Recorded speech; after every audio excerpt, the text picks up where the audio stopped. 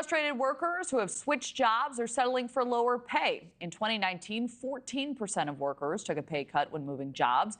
This year, that's up to 17% of workers. Pay cuts are more common among those in manager roles, and we turn to a workplace culture expert, Jessica Kriegel, for the big takeaways from this data. When they try to create a workplace culture that their employees will embrace, the tech industry, which you said was the #1 industry where employees felt stuck, it's because they're throwing the wrong solutions at their employees. It's not about having kombucha in the break room or bringing your dog to work or all of those other perks that you hear about making your workplace great. A great workplace is one in which managers care about their employees, right? I mean, when you are compassionate towards your workforce, even when you don't have to be, when you lead with love in a way that you care about your employees, you're checking in with them on their mental health, you are asking them questions, you're recognizing incredible work that they're doing. That's where people want to stay. And I think we've lost that because we are currently in the post-COVID era of profit taking, where we cut costs and we're increasing prices and everyone is feeling the pinch. And so therefore, we're focusing inward, we're looking at ourselves, and we're not really there for each other in the way that we used to be. So people are feeling stuck because they're feeling unseen and unheard and frustrated, and there aren't opportunities where they can jump to. Right. And they're feeling overworked, right? I mean, Americans are notoriously for working really hard, which can be a good thing, but then you suffer work-life balance in a lot of situations. How do we compare to other countries, Jessica, when it comes to work satisfaction? Well, the American dream is all about independence, right? And independence is about the less I need you, the better I'm doing. And so the societal norm in our country is I've got this, I'm on it, I can do this by myself.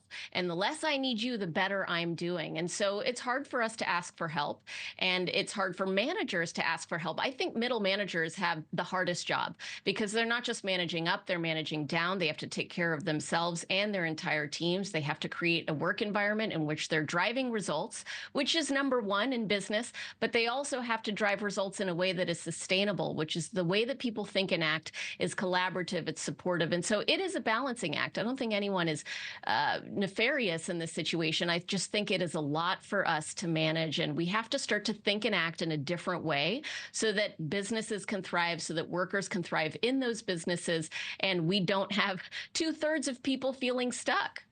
So, I'm thinking if somebody's watching right now and they're like, I'm stuck, and they're torn between staying and feeling dissatisfied or taking a pay cut and going somewhere else, it can be a pretty daunting feeling. The first step, I would imagine, is having a conversation with your manager, with those around you about your unhappiness and how to fix it first, right? How do you start that conversation without seeming like a complainer?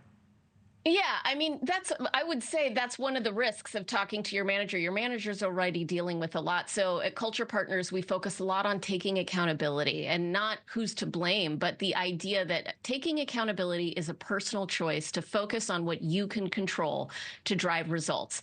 So if I were feeling stuck, I would take accountability of my situation and understand, okay, there's maybe 5 things I would ideally want in a job. I want great pay. I want a great environment. I want to be doing fulfilling work. I want to be in an industry where I'm growing. And maybe I can't have 5 out of 5, but I can have 3 out of 5. And so how can I adjust my mindset to have gratitude for what I do have? You can't just jump ship right now. The market doesn't allow for that. You see a lot of people struggling to find jobs right now.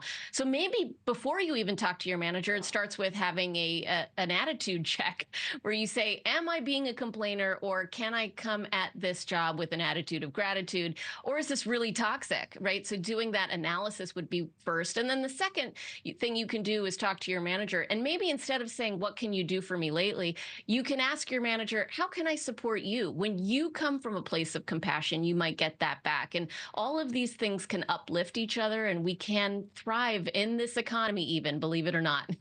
Thanks for watching. Go to joinnn.com to find News Nation on your screen. And don't forget to click the red subscribe button below to get more of News Nation's fact-driven, unbiased coverage.